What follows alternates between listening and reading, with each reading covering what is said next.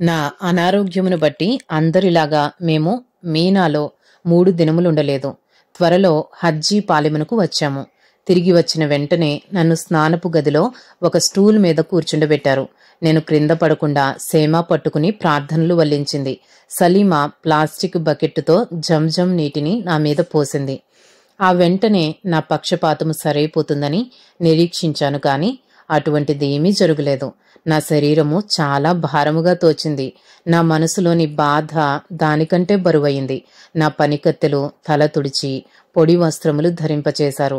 నా 2 కాళ్లతో నడిచి బయటకు వస్తానని నాన్న ఎదురుచూస్తూ ఉన్నారు. అయితే నన్ను అవిటి దాననుగానే బయటికి తెచ్చారు. నాన్న నన్ను చూచి, నేడు నిన్ను స్వస్థపరచుట అల్లా చిత్తము కాదు, అయినప్పటికీ మన నిరీక్షణను వదలకూడదమ్మా, దేవుడెంతో గొప్పవాడు అనుచు నెమ్మదిగా బయటికి వెళ్లారు. హజ్ యాత్రికులు ఈ ఆచారములైన తరువాత తమ తమ దేశాలకు తిరిగి వెళతారు. అక్కడి ప్రజలు వారినెంతో గౌరవిస్తారు. కొందరు వారి అంగళ్ళ పేర్లకు ముందు హజ్ అని వ్రాస్తారు. అనగా ఇక మేము నమ్మకమైన వ్యాపారము చేస్తామని సూచించడమే. నాన్నగారు వారు నిజముగా అలా చేస్తే బాగుంటుంది అన్నారు. కొందరు యాత్రికులు మక్కా నుండి మదీనాకు ప్రయాణమవుతారు. మహమ్మదీయులకు ఇది 2వ ముఖ్య స్థానము. ఇది మక్కా నుండి 250 మైళ్ళ దూరములో ఉన్నది. మహమ్మద్దు మక్కా నుండి తరిమివేయబడిన తరువాత ఇక్కడ 10 సంవత్సరములు గడిపాడట. మహమ్మదీయ సకారంభమైన 622వ సంవత్సరములో ఇస్లాము మతమును స్థాపించాడట. తన శేష జీవితమును మదీనాలోనే గడిపాడట. ఆయన సమాధి ఇక్కడే ఉన్నది. ఈ పట్టణమునకు సంబంధించిన కథలు నా బాల్యములోనే విన్నాను. మదీనాలో ఒక సుందరమైన మసీదున్నది. మెత్తని తివాచీలపై నడిచి మహమ్మద్ గారి సమాధికి గౌరవము చెల్లించాము. అది తివాచీతో కప్పబడి నలువైపులా అద్దాలచే అమర్చబడింది. ప్రజలు దాని చుట్టూ ప్రదక్షిణలు చేస్తూ సమాధి అందదు గనుక ఆ అద్దపు గోడలను ముద్దాడారు. లోపలికి ధనమును పూలదండలను విసిరారు. అక్కడి సేవకులు చుట్టూనున్న విశాల ప్రదేశములో కూర్చుండి భక్తి పాటలను పాడారు. నా తండ్రి పీర్ గనుక నన్ను సమాధి దగ్గరికి తీసుకుని వెళ్లడానికి అనుమతించారు. నా కొరకు గాజు గోడల మధ్యనున్న తలుపును తెరిచారు. ఆ ద్వారము యొద్ద నా చక్రాల కుర్చీలో కూర్చుండి 2 నిమిషములు ప్రార్థించాను. మా మతమునకు ముఖ్యులైన ఇతరుల సమాధులు కూడా అక్కడ ఉన్నాయి. మేము వాటిని కూడా దర్శించాము. ఫాతిమా యొక్క ఖర్జూరపు వనమును దర్శించాము. దీనిని మహమ్మద్ ఈ కుమార్తె కొరకు నిర్మించాడట.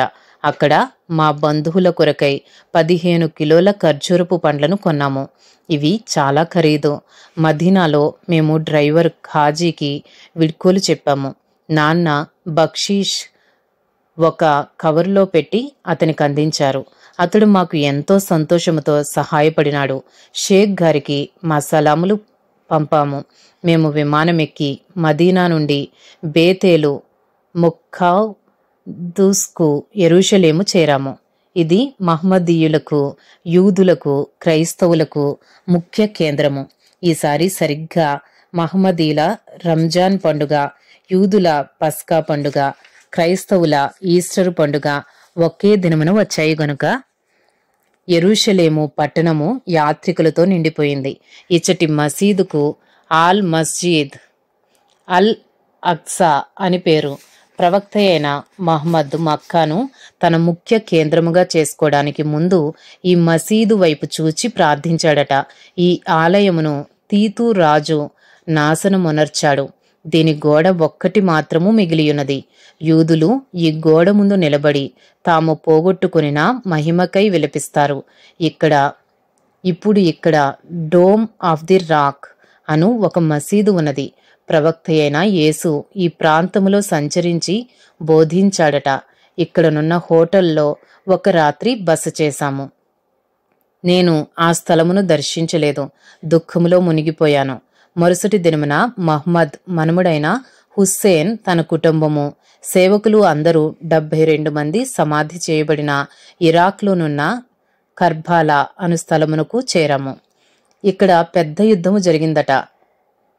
ఖలీషా యజీద్ అను సిరియా దేశపు రాజు హుస్సేన్తోనూ తన 72 మంది సేవకులతోనూ యుద్ధమాడి వారిని హతమార్చాడు. వారిని హతసాక్షులుగా భావిస్తాము. అప్పటి నుండి ప్రతి సంవత్సరము ఆయన మరణమును జ్ఞాపకం చేసుకుంటాము. వీధులలో పురుషులు, బాలురు గుంపులు గుంపులుగా తమ్మును తాము కొరడాలతో కొట్టుకునుచూ వెలుచుండగా మేము దుఃఖముఖులమై వారిని వెంబడిస్తాము. మొహరం పండుగ మాసములో ప్రజలు నల్లని వస్త్రములు ధరిస్తారు. ఈ పట్టణంలో ఎవరునూ వివాహమును కూడా జరిగించరు. నా స్వస్థత కొరకు కర్బాలాలో కూడా ప్రార్థించాము, కానీ అది నాకు లభించలేదు. తీర్థయాత్రలో 1 మాసము గడిపిన తరువాత గృహమునకు వెళ్లే సమయం ఆసన్నమైంది. కరాచీకి వెళ్లే విమానము కొరకు కనిపెట్టుచున్నప్పుడు నాన్న నా వైపు చూచి, దేవుడు నిన్ను నన్ను పరీక్షించాడమ్మా, నమ్మకు మాత్రము వదలవద్దు, నీవు స్వస్థపడే గడియ తప్పక వస్తుంది అన్నారు. నాన్నగారు ఎంతో ప్రేమ, భక్తి, సహనము గలవారు. ఆయన కృంగియున్న నా మనసును ఈ మాటలతో లేవనెత్త చూశారు. నాకు ఆయన మాటల ద్వారా నూతనమైన ఉత్సాహము కలిగింది. అలాగే నాన్న నిరాశ చెందను, నిరీక్షణను వీడను. అల్లాకు, మన ప్రవక్తకు ఎల్లప్పుడూ నమ్మకముగా ఉంటాను అని ఆయనను ధైర్యపరచడానికి నవ్వాలని ప్రయత్నించాను. ఆయన వంగి నన్ను ముద్దాడి, ధైర్యశాలివమ్మా అన్నారు. నా పనికెత్తలు కూడా అల్లా కొరకు కనిపెట్టమ్మా అన్నారు. ఈ తీర్థయాత్ర వలన ఒక ప్రత్యేకమైన దీవెనను పొందామను భావముతో మేము కరాచీ మార్గమున లాహోరుకు చేరాము. అక్కడ విమానాశ్రయంలో మా బంధువులు, పనివారు పూలదండలతో మా కొరకు కనిపెట్టుచుండినారు. హజ్ యాత్రికులను ముట్టుకునుట దీవెన కావున వారు మమ్మను తాకుచు అల్లాహు అక్బర్ అని వల్లించారు. చచ్చుబడిన నా చేతిని, కాలిని గమనించారు. ఎవరునూ ఏమీయూ మాట్లాడలేదు. నాన్నగారు, దేవుడు అన్యాయస్తుడు కాడు, మనము ఆయన సమయమునకై ఓపికతో కనిపెట్టాలి అన్నారు. నిజమే, మన సహోదరి ఓపికతో కనిపెట్టాలి అని నా తోబుట్టువులు అన్నారు. మేము ఆ రాత్రి లాహోరులో గడిపి అందరము కారులో ఇంటికి చేరాము. వివాహములు. హజ్కు వెళ్లడము ఎంత ఆహ్లాదకరమో అక్కడి నుండి తిరిగి రావడం కూడా అంతే ఆహ్లాదకరమైనది. నన్ను తాకనిమ్మో అని అక్క సమీనా కోరింది. మేమక్కడ చూచిన దానిని, చేసిన దానిని అంతటినీ మరలా చెప్పించుకొన్నది. మక్కా నుండి వచ్చిన వారికి అందరికీ ఇలాగే సంభవిస్తుంది. కరాచీ నుండి రైలులో వచ్చిన హజ్జీలను తాకడానికి గుంపుల కొలది ప్రజలు లాహోరు నుండి స్టేషన్కు యా మహ్మద్, యా రసూల్ అర్బీ అను కేకలతో వస్తారు. ఎంతో డబ్బును వెచ్చించి వారు పొందలేని దీవెనను ఈ రీతిగా పొందజూస్తారు. ఈ ఉత్సాహము నెలదినముల పాటు ఉంటుంది. ఈ సమయంలో దగ్గర దూర ప్రాంతములలో ఉన్న బంధువులతో పాటు పట్టణ ప్రజలు కూడా యాత్ర నుండి వచ్చిన వారికి బహుమతులను తెచ్చుట సాంప్రదాయము. బంధువులు, ముఖ్య స్నేహితులు జంజం ఓటు నుండి మేము తెచ్చిన పవిత్ర జలమును తీసుకున్నారు. మా మౌల్వీ గారికి 1 సీసా పవిత్ర జలమును పంపించాము. నేను హజ్ నుండి వచ్చినందుకు నన్ను చూచిన వారందరూ దేవుడు నిన్ను దీవించునుగాక అని అభినందించారు. మేమందరము కోరినది నా స్వస్థతయే, కానీ అది నాకు అనుగ్రహింపబడలేదు. నా కుటుంబీకులు నన్ను ముద్దాడి, బీబీజీ, దేవుడు నిన్ను భవిష్యత్తులో స్వస్థపరుస్తాడు, మనం ఆయన చిత్తమును అంగీకరించాలి అని నన్ను ఓదార్చారు. మా ఉద్దేశములు విఫలమగుట వలన నా హృదయములో విచారం ఉండింది. మా పట్టణంలోని అనేకులు తమ జీవితకాలం అంతా డబ్బును కూడబెట్టినప్పటికీ మక్కా యాత్రకు తగినంత ధనమును సమకూర్చుకొనలేకపోయారు.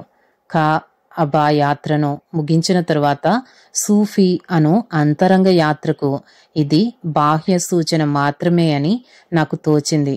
దేవునిని హృదయమంతటితో వెదకు యాత్ర ఒకటున్నదని గ్రహించాను. ఇస్లాం అనగా సమర్పణ, దేవుని చిత్తమునకు పూర్తిగా లొంగుట. ఇప్పటి నుండి మరింత తీవ్రతతో ప్రార్థించాలని, భక్తిని ఆటంకపరచు ప్రతిదానిని దూరపరచాలని నిశ్చయించాను. నమాజు శబ్దము విని అబా తట్టు తిరిగి సలీమా సహాయముతో ప్రార్థనా చాప మీద వంగి ప్రార్థించేదానను. ఆచార ప్రకారము నేను దీనిని చేయలేదు గాని నా అవసరత కొలది చేశాను. నా స్వస్థత నిమిత్తము దినమునకు అనేక మార్లు నా హృదయము నుండి వచ్చు ప్రార్థనలను వల్లించుటయేగాక మదీనా నుండి తెచ్చిన జపమాలలోని పూసలను ఒకదాని తరువాత మరొకటి తాకుచూ బిస్మిల్లా దేవుని నామము అను పదమును తిరిగి తిరిగి వల్లించేదానిని. నాలో ఏ విధమైన మార్పు కలుగకపోయినా స్వస్థత విషయమై దేవుని చిత్తమేమిటో ఎరుగకుండినప్పటికీ నా జీవితకాలమంతా ఈ రీతిగా ప్రార్థించడానికి నిశ్చయించుకున్నాను. మేము యాత్ర నుండి తిరిగి వచ్చిన తరువాత జూలై మాసము ప్రశాంతముగా గడిచింది. నాన్నగారు నా విషయమై కృంగిపోయినట్లు గ్రహించాను. ఆయన ఇక మనం ఒక వివాహము జరుపుకుందాము అన్నారు. నేను బహుగా సంతోషించాను. వివాహములు చూచుట నాకెంతో ఇష్టము. నేను 4 సంవత్సరముల ప్రాయంలోనున్నప్పుడు జరిగిన వివాహము జ్ఞప్తికి వచ్చింది. అప్పటికి నా అక్క అనీస్ బీబీకి 14 సంవత్సరములు. ఆమె తనకు వలె నాకు కూడా ఎర్రని వస్త్రములను కుట్టించింది. ఆమె విలువైన వస్త్రములను, ఆభరణములను, ముత్యాల ముక్కు పుడకను ధరించింది. తన కుడి చేతికి 5 ఉంగరములను, ముంచేతికి కడియమును ధరించి సిల్కు తుప్పట్టాను పైన వేసుకున్నది. నన్ను తన ఒడిలో కూర్చుండబెట్టుకుని గట్టిగా పట్టుకున్నది. మౌల్వీ వివాహము కొరకైన మాటలను పలుకుచున్నప్పుడు ఆమె వణుకుచుండడాన్ని గమనించి ఆదరించడానికి ముసుగు క్రింది తన బుగ్గను సవరించాను. ఆ బుగ్గ కన్నీటితో నిండియుండింది. పురుషులైన అతిథులు పెండ్లి కుమారునితో ప్రక్క గదిలోనూ, స్త్రీ అతిథులు మాతోనూ ఉన్నారు. చిన్న వయసులో అనుకొనని విధముగా పెండ్లి కుమార్తెను చూచియుండవచ్చును గాని వివాహ సమయంలో పెండ్లి కుమారుడు పెండ్లి కుమార్తె ముఖమును చూచుట మా ఆచారము కాదు. అనీస్ బీబీ అనిన అందరికీ ఇష్టమే. అంతకు మించి ఆమెలో మా అమ్మ పోలికలు ఎక్కువగా కనిపిస్తాయి. గంభీరమైన ఉన్నత స్థానములలోనున్న అనేకులు ఈ వివాహమునకు హాజరయ్యారు. అనేక బహుమతులను తెచ్చారు. మేమిచ్చిన కట్నము బహు గొప్పది. తండ్రి గారి ఆస్తిలో మంచి భాగము, పెండ్లి కుమారుని బంధువులకు బహుమతులు, అన్ని రకముల సరుకులను ఒక్కొక్కటి 21గా అనీస్ బీబీ తన అత్తగారింటికి తీసుకుని వెళ్ళింది. పట్టణంలోని ప్రతివారు ఇట్టి వివాహమునెన్నడూ చూడలేదని చెప్పుకున్నారు. అనీస్ బీబీ సెలవు తీసుకొనడానికి నా యొద్దకు రాగా నా ఒక్క చేతితో ఆమెను గట్టిగా పట్టుకుని ఏడ్చుచూ వదలనన్నాను. నేనెరిగిన తల్లి ఆమెయే కదా. ఆమె నిన్ను చూడడానికి తరచుగా వస్తాను చెల్లి అని నన్ను ఓదార్చింది. కాని మా సాంప్రదాయము ప్రకారము అత్తగారింటి వారితో నివసించడానికి ముందు మరునాడే తిరిగి స్వగృహమునకు రావాలి. తరువాత దంపతులు అక్కడి నుండి ఇక్కడికి, ఇక్కడి నుండి అక్కడికి ఎన్నోసార్లు ప్రయాణిస్తారు. కొంతకాలమైన తరువాత తమ స్వంత ఇంటిలో కాపురము చేస్తారు. ఇప్పుడు నాన్నగారు నా పెద్దన్నయ్య అయిన సఫ్దర్ షా వివాహము ఏర్పాటు చేశారు. ఈ వివాహము పెండ్లి కుమార్తె ఇంటి దగ్గర జరిగింది. స్త్రీలమైన మేము దానికి హాజరు కాలేదు. మరుసటి దినమున పెద్ద కట్నముతో మా ఇంటికి వచ్చే జెనీబ్ వదిన కొరకు మేము కనిపెట్టుచున్నాము. వారి వివాహమును గూర్చిన వడంబడిక ఉన్నప్పటికీ మా సాంప్రదాయము ప్రకారము వారెన్నడూ ఒకరినొకరు చూచుకొనలేదు.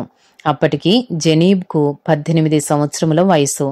సఫ్దర్ ఫా అమెరికా కళాశాలలో వ్యాపార సంబంధమైన విద్యను ముగించి లాహోరులో తన స్వంత ఫ్యాక్టరీని ప్రారంభించే వరకు ఆమె మాతోనే ఉండింది. తరువాత వారు సమాన్బాద్ నందలి తమ సుందర భవనములో నివసించడానికి వెళ్లారు. జెనీబ్ వదిన నాతో ఎల్లప్పుడూ ప్రేమగా మెలిగేది. అటు తరువాత సమీనా అక్కకు వివాహము జరిగి రావల్పిండిలోనున్న తన భర్త ఇంటి వారితో ఉండడానికి వెళ్ళింది. తరువాత నా చిన్నన్నయ్య అయిన అలీం షాకు వివాహము జరిగింది. అతడు న్యాయశాస్త్ర పట్టభద్రుడై గ్యాస్ బోర్డులో అధికార పదవి అలంకరించి భార్యతో సమానాబాద్లో నివసించడానికి వెళ్ళాడు. నాకు వివాహము జరగడము అసంభవము కావున నాకు ప్రదానము చేయబడిన బంధువు మా స్వంత వారి కుటుంబమునకు చెందిన మరొక అమ్మాయిని వివాహమాడాడు.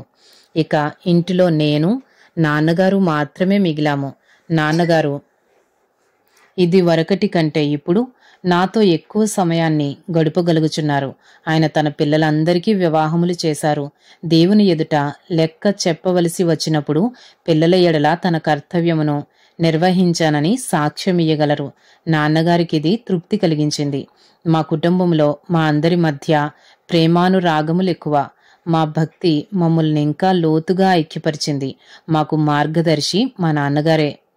1947 సంవత్సరంలో పాకిస్తాన్, ఇండియా నుండి వేరైనప్పుడు ఇరు వర్గముల వారనేకులు తమ ఇండ్లను కోల్పోయారు. మా నాన్నగారు సయ్యద్ వంశమునకు చెందిన వారెవరైనా ఆశ్రయము కోరితే తాను సహాయము చేస్తానని వార్తాపత్రికలలో ప్రకటించారు. అట్టి సమయములో కరాచీ నుండి ఒక కుటుంబము వచ్చింది.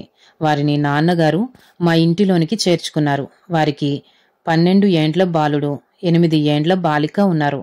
వారు వచ్చిన 1 సంవత్సరమునకు నేను జన్మించానట.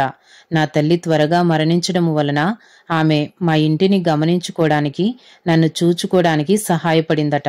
నాన్నగారు ఆయనకొక చిన్న వ్యాపారమును ప్రారంభించి ఇచ్చారు. వారిని నేను ఆంటీ, అంకుల్ అని పిలిచేదానిని.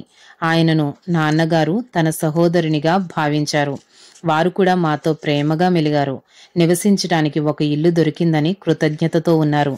ఆంటీ అయితే పాకిస్తాన్ వేరైనప్పుడు పడిన బాధలను మరువలేకపోయింది. అయ్యో అయ్యో, నా కండ్ల ముందు నా తమ్మునిని హతమార్చారు. మా వేదనకు అంతులేదు. వారు మా ఇంటిని కాల్చివేశారు అని ఏడ్చేది. కానీ పిల్లలు ఎదిగే కొలది వారి విద్య కొనసాగుటలో ఆమె ఆదరణ పొందింది. నా కుమారుడు సైన్యములో ఉద్యోగము చూచుకున్నాడు. నా కుమార్తె డాక్టర్ అవుతుంది. తన పిల్లలకు, భర్తకు ఏదైనా వ్యాధి వచ్చినప్పుడు తోడ్పడగలదు. చదువుకున్న యవనరాండ్రు నూతన పంథాలో పోవడానికి ఆశపడుచున్నారు. మా కాలము వేరు. ఈ రీతిగా నాతో గంటల తరబడి ముచ్చటించేది. నేనైతే ఇతర విషయములు ఆలోచించుచుండేదానను. అంకుల్, ఆంటీ గృహ నిర్వాహకత్వమును, పనివారిని చూచుకొనుటను గూర్చిన బాధ్యతను వహించేవారు. సలీమా 14 ఏండ్ల ప్రాయములో నాకు సహాయము చేయడానికి గ్రామము నుండి వచ్చింది. నాకప్పుడు 7 ఏండ్ల వయసు. పెరిగే కొలది ఆమెకు సహాయము చేయడానికి గాను అదే కుటుంబానికి చెందిన సేమా వచ్చింది. మా బంగళా ముందున్న గదిలో నుండి మున్షి లేక గుమస్తా మాకు సహాయపడే ఇతర పనివారిని గురించి శ్రద్ధ తీసుకునేవాడు. అతడు ప్రతి ఉదయము నాన్నగారి నుండి సలహాలను పొందేవాడు. ఇంటికి కావలసిన సరుకులు, పోస్టు చేయవలసిన ఉత్తరములు, బిల్లులను సరిచూచుట, అతిథులను లోనికి ఆహ్వానించుట మొదలగు విషయములను చూచుకునేవాడు. ద్వారపాలకుడు లేక చౌకీదార్ గేటు దగ్గర ఉండేవాడు. ఎవరైనా అతిథులు వచ్చి గేటు దగ్గర గంట కొట్టినప్పుడు వారిని కలుసుకొని, వారు సరి అయిన వారిని తెలుసుకునినప్పుడు వారిని మున్షీ గారి దగ్గరికి పంపేవాడు. అప్పుడు ఆయన వారిని మా దగ్గరికి తీసుకుని వచ్చేవారు. మాకు 4 తోటమాలులు, 2 వంటవారున్నారు. వీరు పురుషులు గనుక వీరిని నేనెన్నడూ చూడలేదు. మా గేదెల నుండి పాలు తీసి మజ్జిగ చిలికి వెన్న తీయడము రహ్మద్బీ యొక్క పని. ఆహారము బల్ల మీద సిద్ధముగా నుంచడానికి 2 పనికెత్తులున్నారు. వీరు మిగిలిన ఇంటి పనులు కూడా చేసేవారు. ఒక దినమున నాన్నగారు నాతో, వీరి బ్రతుకు సౌఖ్యముగానే సాగుచున్నది. నేను నా ఆస్తినంతటినీ కోల్పోయినా వీరి వలె జీవించగలిగితే తృప్తిగా ఉండేదేమో. మనకు పనివారు అనేకులున్నారు గాని వారి సేవలను పొందే మనము కొద్దిమందిమే. అయినా వారు మనకంత ఖర్చు కాదు. వారు మనపై, మనము వారిపై ఆధారపడి ఉన్నాము. అభివృద్ధి చెందిన ఏ దేశంలో కూడా పేదలను ఇలా గమనించుకొనరు అన్నారు. రజియా అను ఒక ఉపాధ్యాయురాలు నాకు ఇస్లాం భక్తి, ఉర్దూ, భారతదేశ చరిత్ర, పాకిస్తాన్ చరిత్ర, గణితము, పర్షియా భాష, సామాన్య శాస్త్రము నేర్పించేది. నాన్నగారు ఆంగ్లము ఇష్టపడనందున నాకు పురోభివృద్ధిలోనున్న ఉర్దూను నేర్పించారు. రజియా పొడుగాటి, అందమైన, దయగల స్త్రీ. ఆమె నా గదికి వచ్చినప్పుడల్లా నాకు జీవము వచ్చినట్లుండేది. 4 గోడల మధ్య నివసించుట తప్ప వేరే దారి లేని నాకు బయటి ప్రపంచమును గూర్చి ఎంతో నేర్పించింది. రేడియో వార్తలను వివరించేది. మక్కా నుండి వచ్చిన తరువాత నాన్నగారు టెలివిజన్ను కొన్నారు. మంచి భక్తి కార్యక్రమాలను చూచేదానను. ఒక దినమున రజియా నాతో, ఇక మెట్రిక్ పరీక్షకు సిద్ధముగానున్నావమ్మా అన్నారు. పరీక్షలనగానే నేనెంతో సంబరపడిపోయాను. పరీక్షలు వ్రాసి ఉత్తీర్ణురాలనయ్యాను. రజియా ఇక ఇతరులకు విద్య నేర్పుట వలన మా ఇంటికి తరచుగా వచ్చేది కాదు. అయితే నాన్నగారు ప్రతి సాయంత్రము నా ఎద్దుకు వచ్చి వార్తాపత్రికను చదివి లోక వార్తలను, ఆ దినమున ఆయన చేసిన పనులను, మా ఊరిలో జరిగిన సంఘటనలను చెప్పేవారు. కొన్నిసార్లు నన్ను బయటకు తీసుకుని వెళ్ళేవారు. ఒకనాడు తెల్లని చలువరాతితో కట్టబడిన సమాధి యొద్దకు నన్ను తీసుకుని వెళ్ళి దాని కథను వివరించారు. హీర్ అను ఒక అందమైన యువతిని, రంజా అను వ్యవసాయదారుని కుమారుడు వివాహమాడగోరాడట. వారిరువురు ఐశ్వర్యవంతులే, కాని కులభేదము అడ్డు వచ్చింది. వీరిద్దరూ రహస్యముగా ఒప్పందము చేసుకున్నారు. కాని హీర్ తల్లిదండ్రులు రంజాతో కాక వేరొకనితో వివాహము చేశారు. అయితే హీర్ రంజానే ప్రేమించిందట. రాజుగారు ఈ విషయమును విని తల్లిదండ్రులు చేసిన వివాహమును రద్దుపరిచారు. రాజు ఆమెకు ఓలి బహుమానముగా ఇవ్వబడిన వివాహపు కారులో ఎక్కించి రంజా ఇంటికి పంపనేర్పాటు చేశారు. అయితే తన మామ ఆమె బయలుదేరక ముందు విషము కలిపిన పానీయము ఇచ్చాడు. కనుక దారిలోనే హీర్ చనిపోయిందట. ఇది చూచి రంజా కూడా ఆత్మహత్య చేసుకున్నాడట. ఇది సరిగ్గా షేక్స్పియర్ యొక్క రోమియో జూలియట్ కథలాగా ఉన్నది. వారిద్దరిదే ఈ సమాధట. స్త్రీ పురుషులు వివాహమునకు ముందు ఒకరినొకరు చూచుకొనకూడదనే నియమము కలిగిన మా మతస్థులు ఇలాంటి ప్రేమ కలాపములకు ఎందుకు ప్రాముఖ్యతనిచ్చుచున్నారో అని తలంచాను. మా నాన్నగారు తన జీవితమంతటిని అమ్మ నిమిత్తము త్యాగం చేశారు కదా. నిజమైన ప్రేమ అంటే ఇదేననుకున్నాను. 5వ భాగము మరణమును సంధించుట. ఆ తరువాత నా జీవితములో జరిగిన దానిని జ్ఞప్తికి తెచ్చుకునుట బహు బాధాకరమైనది. అది 1968వ సంవత్సరము డిసెంబరు మాసము. అధిక వర్షపాతముచే వాతావరణము చల్లబడిన దినమున నాన్న ఊరి వెలుపలనున్న మా తోటకు పని నిమిత్తమై వెళ్లారు. ఇంటికి తిరిగి వచ్చేసరికి చీకటి పడింది. వర్షములో తడిసి ఇంటికి చేరారు.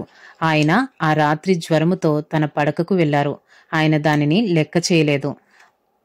మరుసటి ఉదయమున ఆయన యథావిధిగా తన ఆఫీసుకు వెళ్లారు. చెమటలు కారుచు వాడిన ముఖముతో ఆయన తన ఆఫీసు పనిని నిర్వహించారు.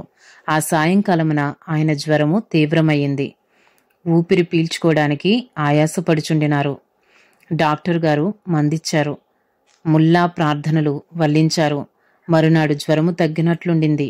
మరలా ఆఫీసుకు వెళ్లారు. కాని త్వరలోనే ఇంటికి వచ్చారు. ఊపిరి పీల్చుకోవడానికి ప్రయాసపడుచుండినారు. డాక్టర్ గారు పరీక్షించి ఇది నిమోనియా, ఆసుపత్రిలో చేర్పించాలి అన్నారు. నాన్నగారు ఒప్పుకోలేదు.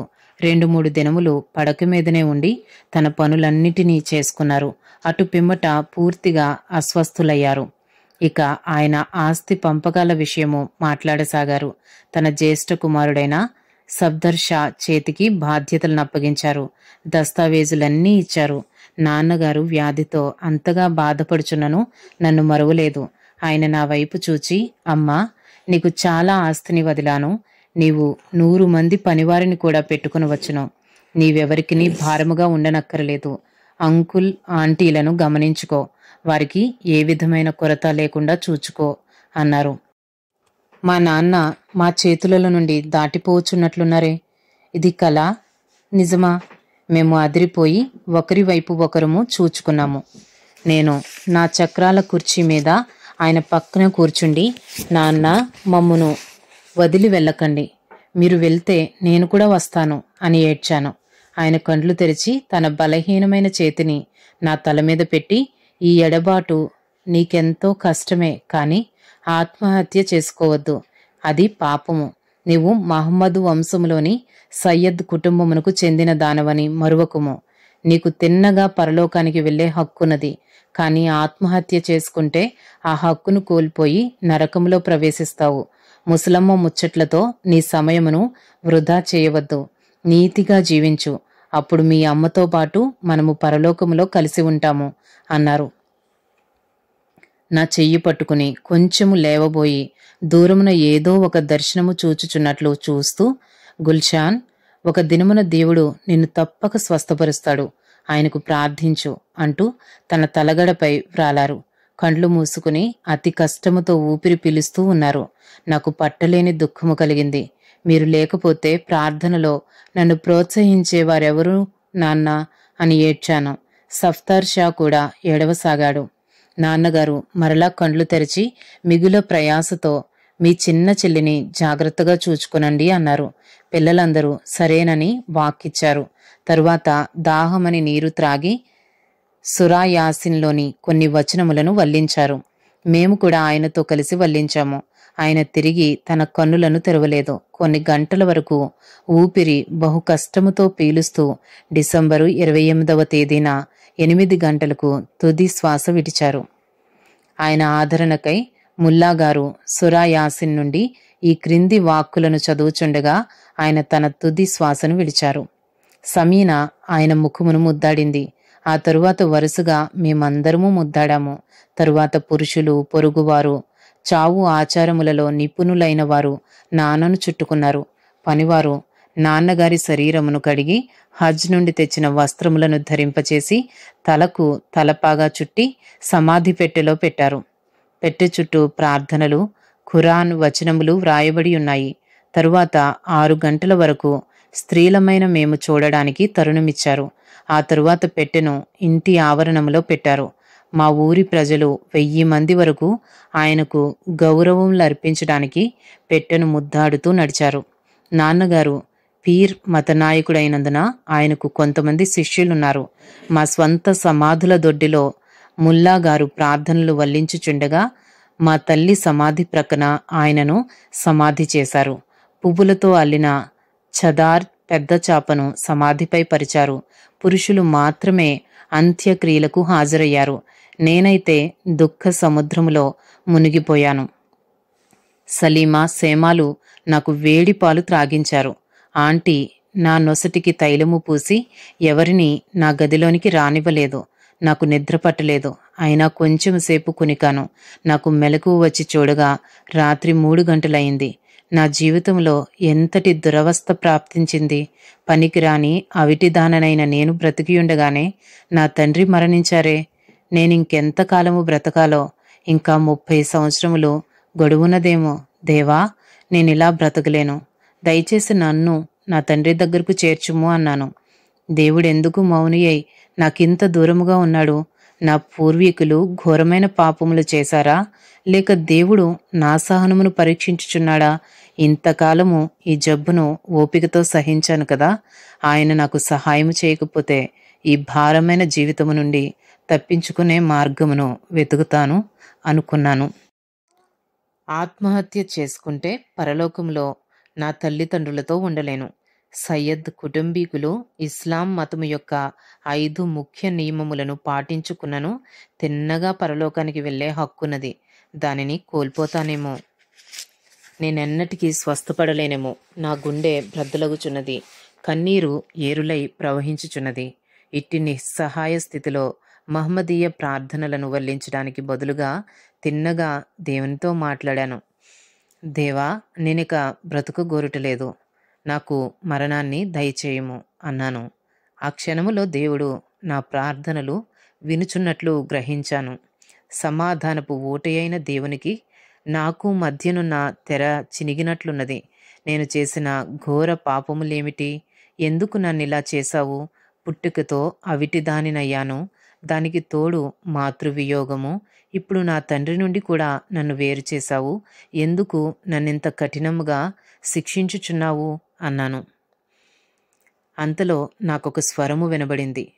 నా స్వభాషలో నిన్ను మరణించనివ్వను, నీ ప్రాణమును కాపాడెదను అను చల్లని మెల్లని స్వరమది. ఒక గాలి వీచినట్లు ఈ మాటలు నాపై ఊదబడ్డాయి. ఈ స్వరము వినిన వెంటనే నా పరిస్థితి అంతా దేవునికి తెలుసు అను నిశ్చయత నాలో కలిగింది. ధైర్యముతో ఇంకా మాట్లాడాను. దేవా, నన్ను బ్రతికించి ఏమి ప్రయోజనము? అవిటి దానను. నా తండ్రి బ్రతికి ఉన్నప్పుడు నా మనసులోనున్న దానినంతటినీ ఆయనకు చెప్పుకునేదానను. ఇప్పుడు నాకు ఒక్కొక్క నిమిషము ఒక్కొక్క యుగము వలె గడుస్తుంది. నా తండ్రిని తీసివేసిన తరువాత ఇక నాకేమి నిరీక్షణ ఉన్నది?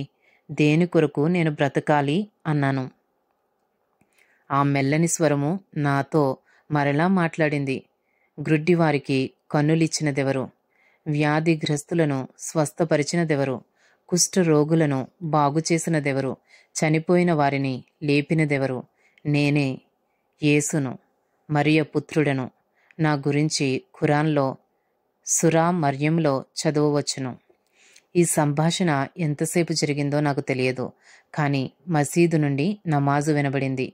ఇంటిలోని వారందరూ తమ తమ పనులను ప్రారంభించారు. ఈ దినమున నాకు వేడి నీళ్లందించుట ఆలస్యమయ్యింది.